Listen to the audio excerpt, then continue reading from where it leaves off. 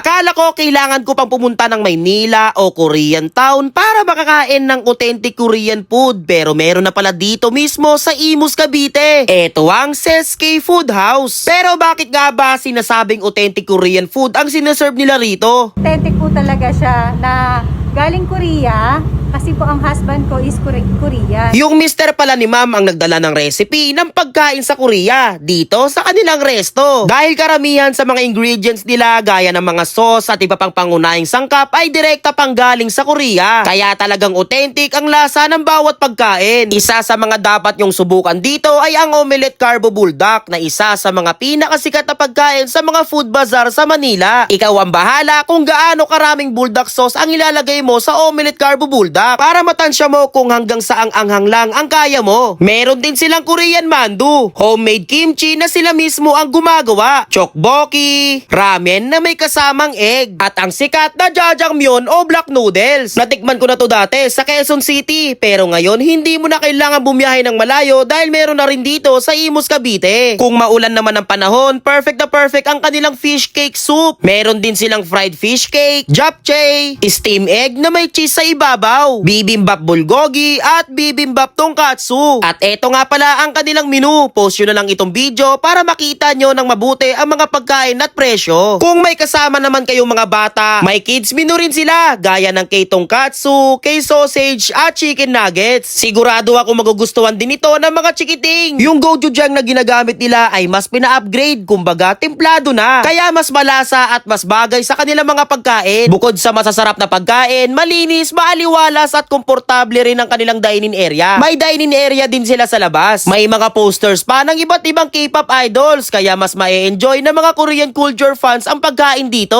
Open sila araw-araw ng 11 AM hanggang 10 PM. Matatagpuan ang Seske Food House sa Green Gate Home Subdivision, Imus, Cavite. At nasa Google Map lang din sila, kaya madali lang din silang hanapin. At kung hindi naman kayo makakapunta sa kanilang physical store, pwede rin kayong umorder online via Grab o Foodpanda. Kaya kung taga Imus ka o malapit ka dito sa lugar o naghahanap ka ng authentic Korean food na hindi mo na kailangan dayuhin pa sa malayo, subukan mo na ang Seske Food House. Baka ito na ang maging bago mong paboritong Korean food spot sa Cavite. Bibimbap bulgogi. Halo-haloy natin, man. Yan mo. Tikman natin, man. You know. First bite.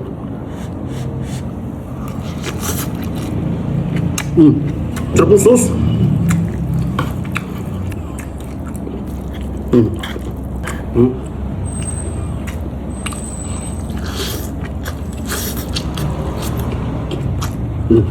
Pero din sila ditong kids menu kung kasama nyo yung chikiting nyo. Ito, K-sausage. Sarap ng Korean sausage. Di na to vlog food trip na to oh. Sigurado magugustuhan to ng mga bata. Guys, meron din sila ditong omelette carbo buldak.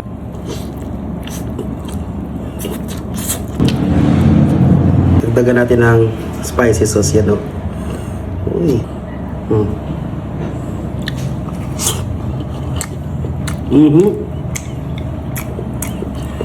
Sarap.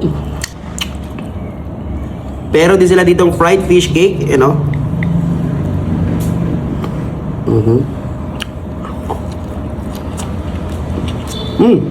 Para sa akin masarap to para sa kanin.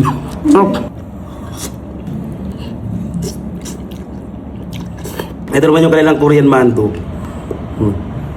Kausaw natin sa kanyang sauce.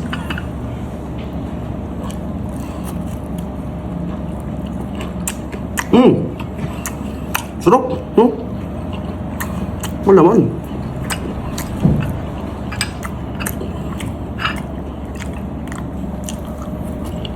Meron din sila ditong kimchi, guys. Homemade to, gawa sa bahay. Tikman natin. May bitaw Meron din sila ditong steam egg, no? May cheese sa ibabaw. Yan. Uy. Masarap to yung ulam.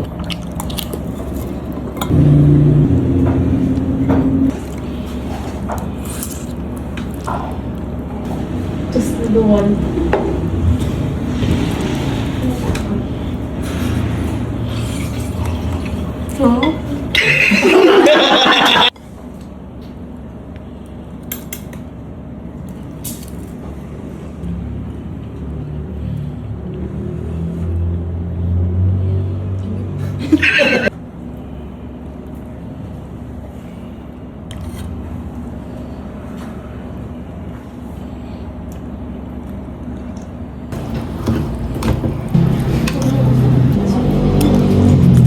Sarap, hindi lang basa-basa yung sauce nila, may ano.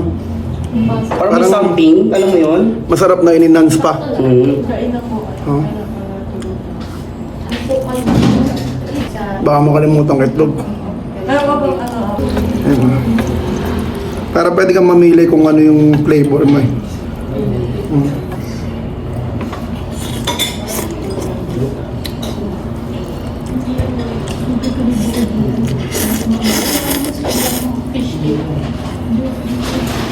Japchae.